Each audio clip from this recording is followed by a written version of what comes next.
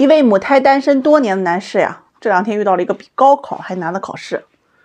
周末呢，跟相亲女士出去玩了1天1夜，回来这个女士就说了不合适。她是痛定思痛呀，就是想不明白这过程到底发生了什么。事情是这样的啊，男士今年是28岁，母胎 solo 多年，性格是比较腼腆的，是一名程序员。那上个月呢，家里给介绍了一位同岁的姑娘做设计的。这个2个人呢，在这个月已经见了3次面，都只是简单的吃饭，偶尔呢去看看电影，彼此呀是都有好感，但呢也只是就是朋友的关系，突破不了。周4的时候呀，突然这个姑娘呀就跟这个男士说呀，周末想去威海玩，希望男士陪着，计划呀周5晚上走，周6晚上回来，说晚上走可以省时间。这男士听完就答应了。就这样呢，男士回家上网是各种搜这个威海好吃好玩的，做旅游攻略。男士把这些事儿也跟自己的好哥们儿说了。这好哥们儿就给他说了一句话：哎呀，你得好好表现，这姑娘明显就是考验你的。男士听完这句话他就记心里了。哎呀，怪不得突然单独约我出去，这莫不是故意考验我人品呢？说完呢，他就赶紧把原先给女士订的经济房改成了豪华大床房。那为了省钱自己订了一个特价房。你说这男人真的是特别体贴。哎呀，我都有点觉得很温馨呐。这周5就到了嘛，这男士就去接姑娘去威海，路程呢大约是2个多小时。这路上也是有说有笑，蛮开心的。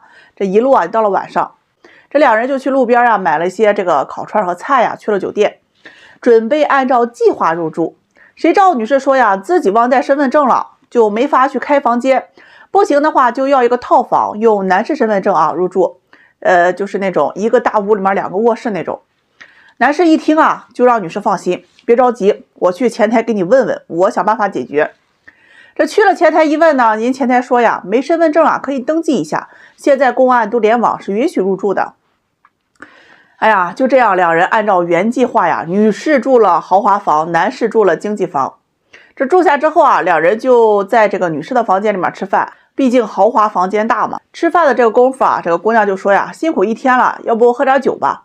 男士一听就想着这女人一般都不太喜欢男人喝酒，这明显就是故意让我喝酒来考验自己的。他就赶紧跟姑娘说自己不会喝酒。那就这样呢，2人呢就简单吃了些，聊了一会儿，男士就回房间睡觉了。这个生怕这个印象不好，就也没敢多说几句话。这第2天早晨8点左右他就去这个女士的这个门口喊她吃饭。哎，谁知道人家女士说昨晚没睡好，今天补觉就不出去了。男士一听就有点着急了，那自己订了门票了，是不是今天出来玩的？难不成今天来这是睡觉的吗？这不是浪费了吗？最后姑娘就说说不去了，没有心情，说等睡醒了再说吧。谁知姑娘一觉睡到了3点钟，醒了呢，2人呢就简单吃了点饭呢，就赶紧往回赶了。路上的女士就问了男士一句话你谈过几个女朋友？这男士就说学校里不敢谈，毕业太忙也没时间谈，所以一直呢就没有谈过恋爱。然后女士就哦了一下，全程也没再怎么说话。送女士回家之后没多久就收到女士发来的消息，说2人不合适，就算了吧。男士就懵了自己小心翼翼的做的每件事情都很绅士，也很有礼貌，也没有逾越的地方，为什么不合适哎呀，为什么不合适男士是想了3天3夜然后想不明白就过来问我。哎呀，其实这个不合适的原因是男士弄反了女士的真实意思，究竟是想借旅游考验自己，还是想借旅游去发展亲密关系？女士能提出邀约说明对男士还是认可的，也是接受往下发展的意思。这2人可以在恪守礼节的情况之下把关系进行质的提升，结果男士却弄反了，大家怎么看？今天上午我们班相亲会了，发生了一件特别狗血，结局呢又极其舒服的事情。有一位92年的男士是一名工程师，这个长相气质都不错，在表白环节就对一位长相漂亮的92年的姑娘表白。那他们俩的外形其实给外人看来属于很登对的那种，就是郎才女貌嘛。他跟这个姑娘表白说自己看到她的第一眼就觉得如沐春风一般舒服，那希望呢给个机会认识一下。但这个姑娘呢却说这个男士挺好的，谢谢你对我表白，但是呢我现在还需要再考虑一下。男士听完呢就脸色有点尴尬嘛，然后退到了后面。就在这个时候，有一位女生啊举手示意说呀，自己想表白这个男士。这个女生呢是97年的啊，一名美术老师。她说自己啊留意这个男士啊好久了，男士的行为动作啊说话方式都很绅士。这刚才呢一起做游戏的时候，男士就会很照顾她的感受，自己在心里啊就喜欢上这个男士了。这刚才听男士啊表白这位92年的女士啊，自己心里啊还是有一些担心的，怕女士同意，也怕男士呢不喜欢自己。但听到92年的姑娘啊说再考虑看看，她呢就不想放弃了。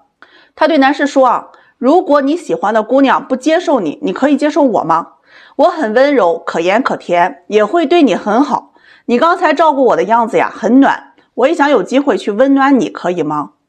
那这个时候这个男士啊就有点受宠若惊，就脸上啊就能看出来很高兴啊。而那位92年的这个姑娘脸上就特别尴尬，脸色也比较难看啊，就看着个男士。最后男士就对97年的这个姑娘说呀，我同意，也表示啊两人可以认识看看。人家姑娘啊立马是特别高兴的，又跑又跳呀去跟男士牵手。就在这个时候呢，那位92年的那个姑娘呀就突然跳出来呀，开始作妖，跟这个男士说呢，我只是说考虑一下，也没有说不同意吧。那你这么快选择别人，未免有点太渣了吧？那如果现在我也答应你，你会怎样选择？这个男士啊就有点尴尬啊，就对女士说呀，既然我做出了选择，那就互相尊重吧。这姑娘听完就脸色啊，哎呀就很难看呢，转身就走了。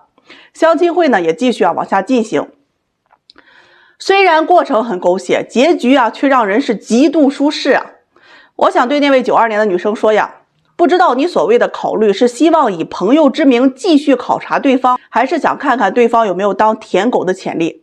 你是觉得男人的尊严分文不值，还是觉得自己做绿茶呀做惯了，看男人都很蠢，都得听你的？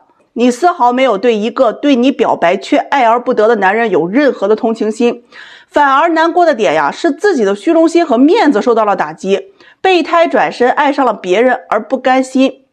人呐不能太自私了，你给点小恩小惠当做施舍，别人就得摇尾感谢。当被别人彻底拒绝的时候，又说别人是渣，那就有点太不地道了吧。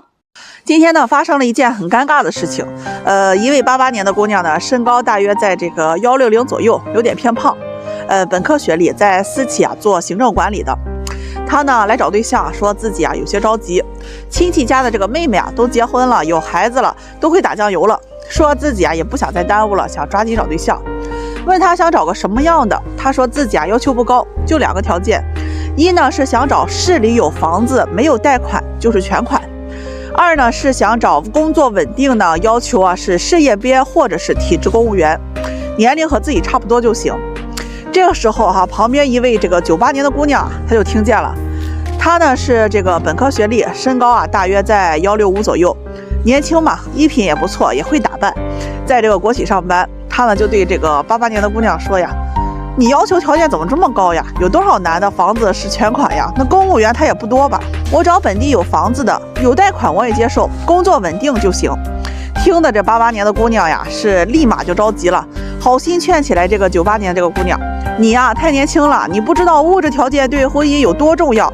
你要找个有贷款的，那婚后啊，你们还要一起还房贷，以后生了孩子，每个月都要用钱，压力啊会很大的，你的生活质量是直接就下降了。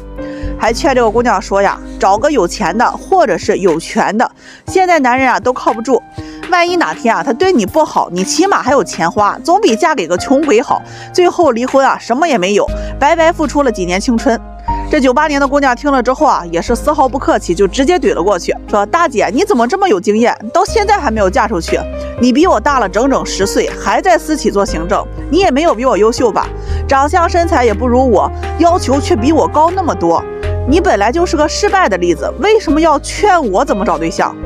听的那个88年的姑娘是面红耳赤啊，特别尴尬。我听了心里是直夸这个98年的姑娘三观真的特别正。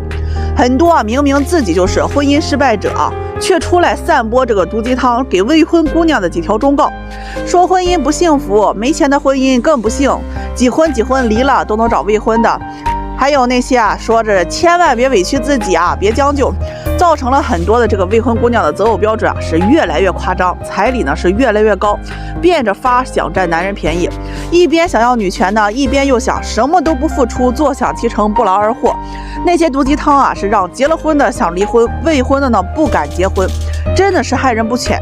还有那么多的姑娘信奉为真理，找对象呢都是眼高手低，不看自己是几斤几两，天天都是在做白日梦，以为自己是个仙女，满大街的男人都喜欢。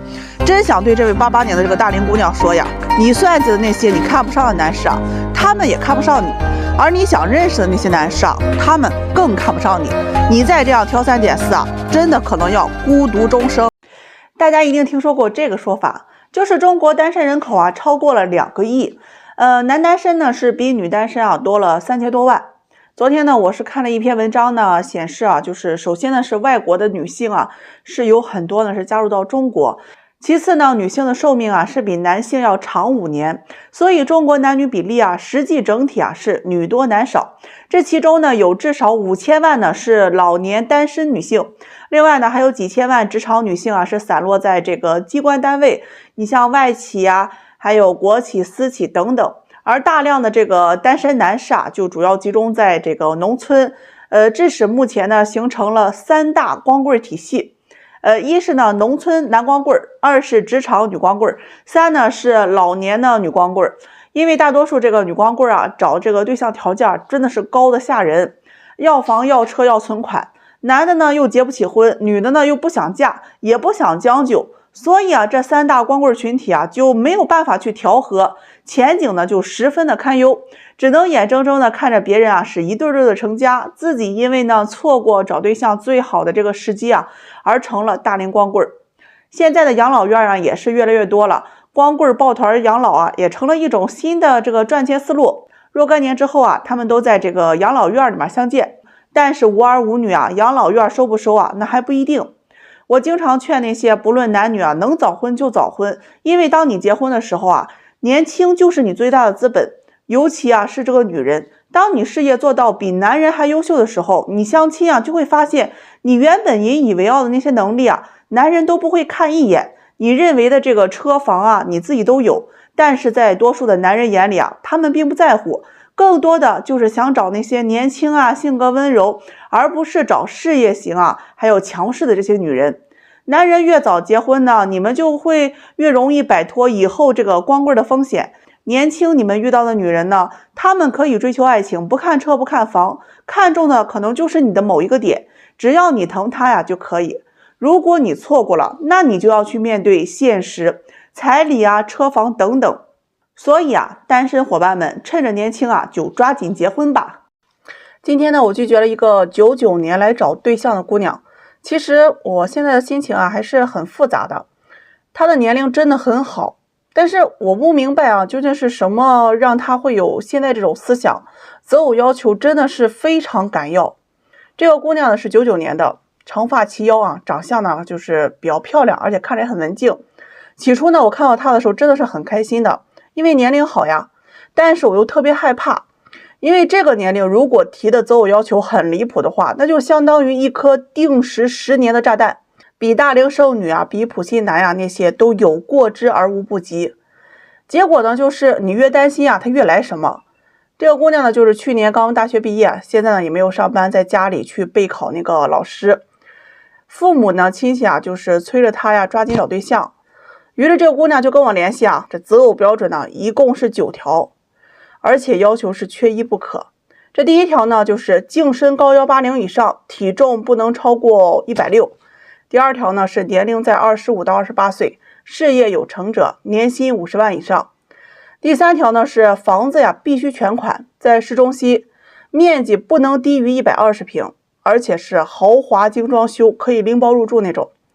这第四条就是本硕以上学历博士优先考虑。第五条呢是父母家庭条件优越，本地有住房，身体健康，有退休，爱干净。还有一点就是穿着打扮要洋气。那关于这个呢，我还先问了他一下为什么要求洋气呢？他说呢，奶奶带大孩子如果太土会影响孩子智力。这第6条啊，就是要求男士啊是长相帅气好看，会疼人，会照顾人，会做饭，会收拾家务。后面几条呢我就不详细说了，大概就是啊睡觉不打呼噜，这个吃饭不吧唧嘴，爱干净爱打扮，说话好听，情商高等等。具体啊我也记不太清楚了，反正就很多。还有一条啊，就是男士的皮肤要白，这个手指啊要细，会浪漫会唱歌。以上这些要求是缺一不可呀。我听完当时的表情都是蒙住的，就是在现场我待了真的是有2到3分钟，我就想不明白为什么会提这些要求。因为他给我的这个外表印象就是那种很乖乖女啊，很听话也很温柔的感觉，但是我就没有想到他的择偶要求啊就是这么的不切实际。我有问他为什么会这么提要求，他说自己啊足够优秀，而且配得上，说自己身材好，长相也漂亮啊，正在考老师，这个男人呢都喜欢找老师当对象。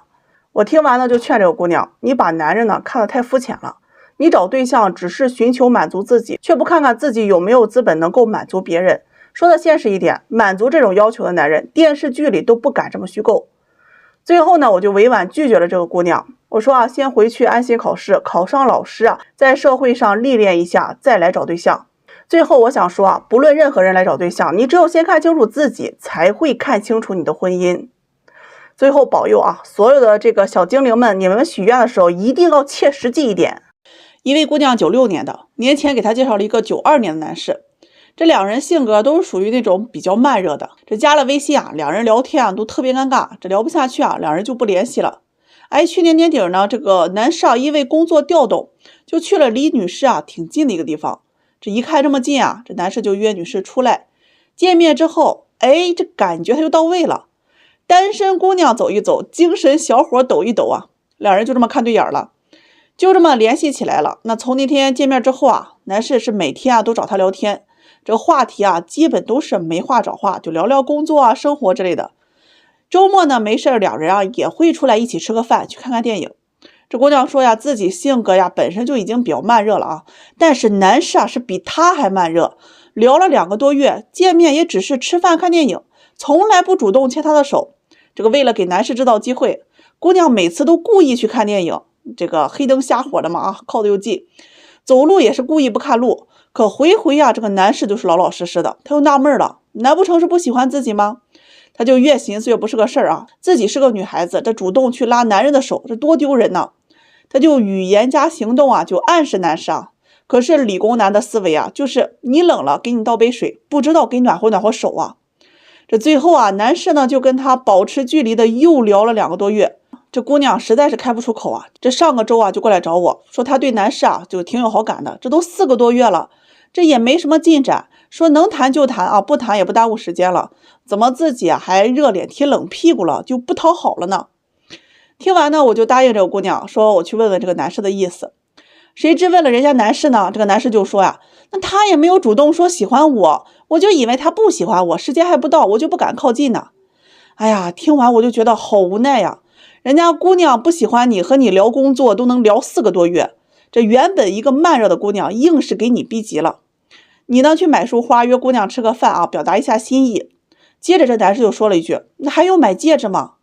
哎呀，我的内心啊，真的，要么是让相亲互相看不上的给愁死了，要么让相亲看得上不会推进关系的给急死了。买戒指干啥呀？你又不是去求婚。这男士呢后面就答应了，谁知这个事儿啊，他总不是那么如人所愿。这个周末啊，男士买了花，买了蛋糕，哎呀，我到现在我都想不明白那个蛋糕的意义在哪里啊？又买了这个戒指，真的是去求婚了，问人家姑娘愿不愿意嫁给他。结果人家姑娘还真同意了。这姑娘就说呀，这个男朋友啊虽然慢热，但是还挺可爱的，就是越看越讨喜的那种，这个人呢也踏实，工作啊也比较努力，这个结婚就结婚吧。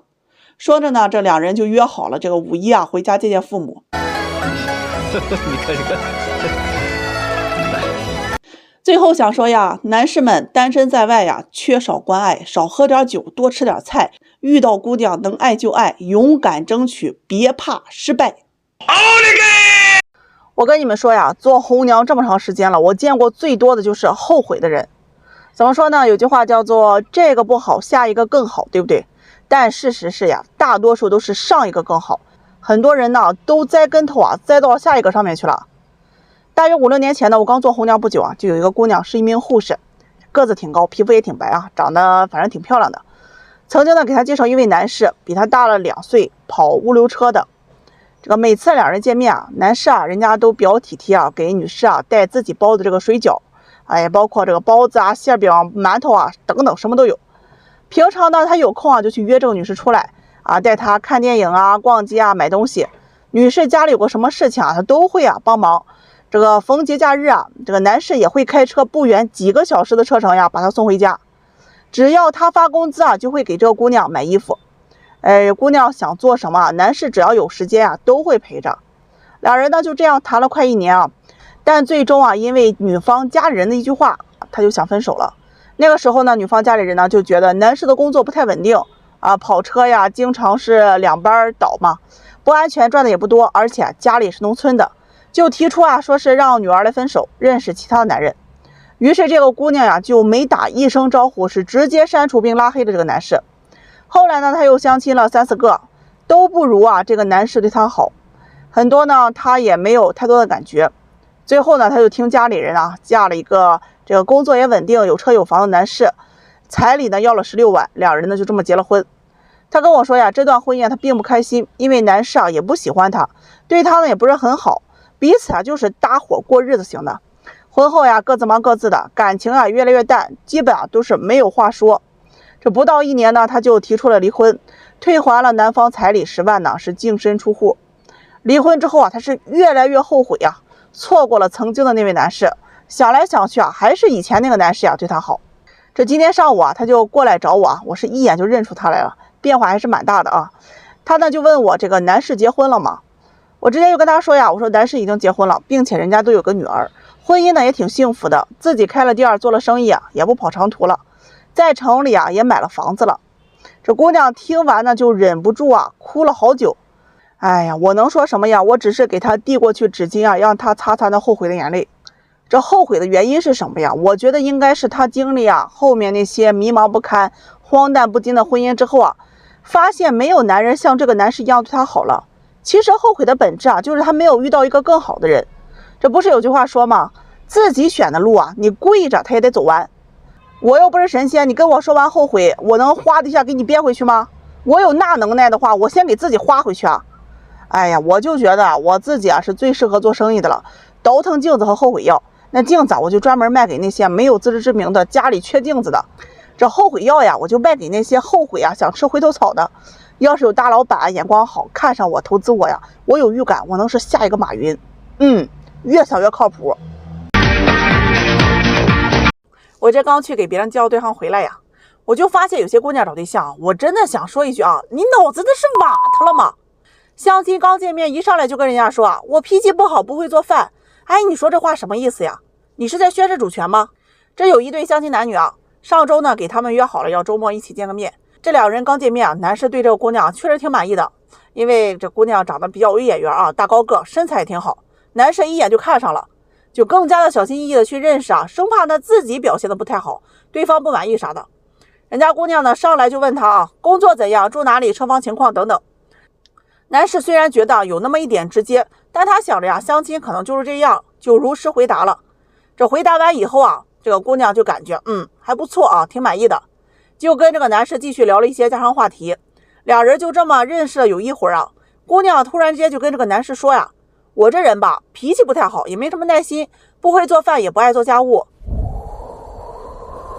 男士听完就有点懵了呀，他这个内心就很纠结呀。姑娘人是挺喜欢的，但是必须要接受这么多的缺点吗？那他也做不来呀。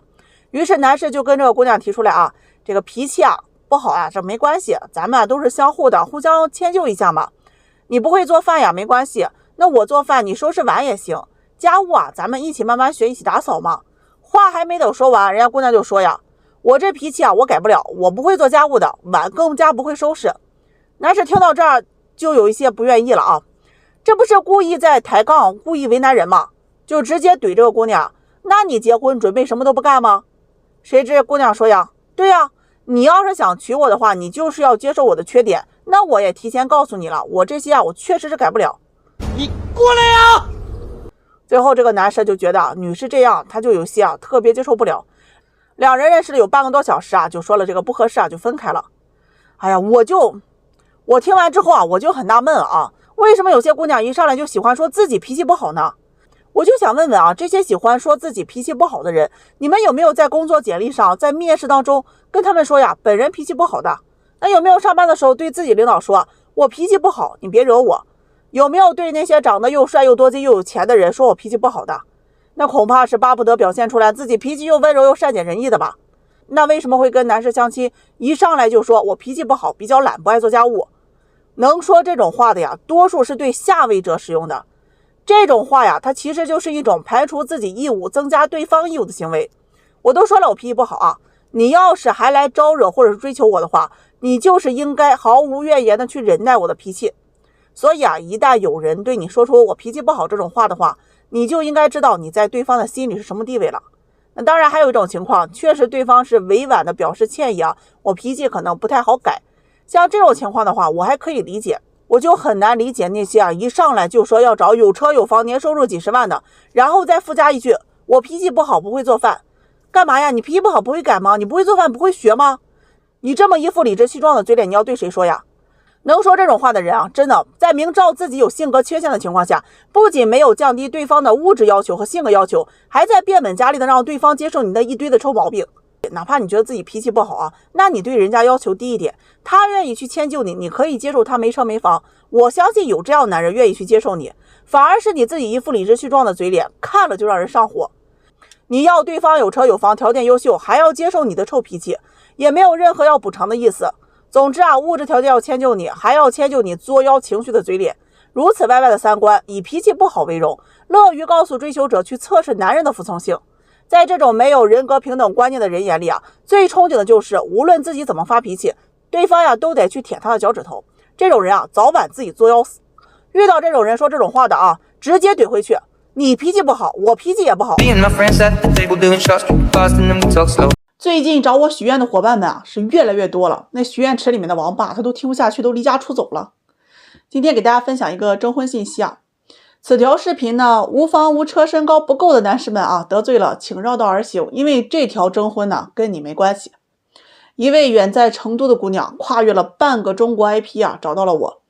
这个93年的本科学历，从事设计工作，身高不到160，身材有点丰满吧，外形呢不算男士很有眼缘的一类。他就给我发信息问了我一个很深奥的问题，也是困扰他多年的问题就是他为什么嫁不出去？相亲呢有4、5年了，就是找不到。那他的择偶要求跟我一说完呢，我就明白了这哪里出了问题。经过他本人同意呢，我分享出来给大家念一下。这征婚信息如下：身高180以上，体重140到160斤，年龄在28到32岁之间，市区有房子，面积呢不低于100平，且没有贷款。如果有贷，必须婚前还清，父母健在，且不能超过60岁。双退休，就是两人都有退休男方必须为独生子，全日制本科学历，函授勿扰。市里工作有5险1金，有周末双休，薪资稳定在1万以上，一年收入不能低于15万，允许兼职。这个约会恋爱不能低于1年，开销男方承担。另外颜值这一块不要太难看，性格要活泼幽默，处理事情要有情商，等等等等。后面省略800字我念不下去了。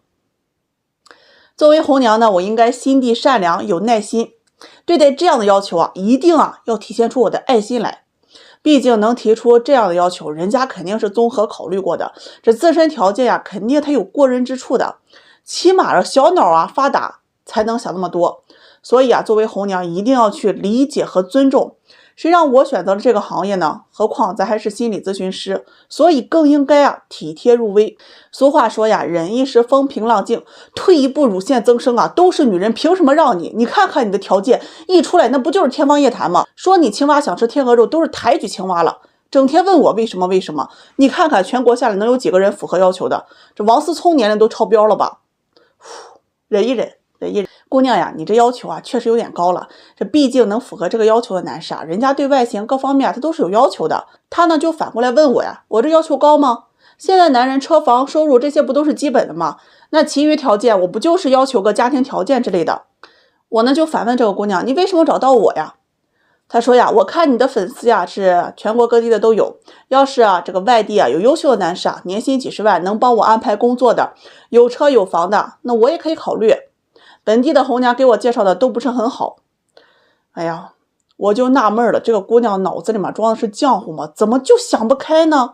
现在的问题不是你要找什么样的，而是什么样的能够接受你。这男人相亲啊，多数啊都是先看颜值和年龄的。那你不具备一定的优势，那我们就要放低要求。相亲啊不是童话故事，你可以遇到听话又多金的白马王子。你之所以嫁不出去，是因为你想要的太多了。找对象总是这么挑肥的拣瘦的，最后什么也捞不着，青春呢可能都没有了，后悔啊都来不及。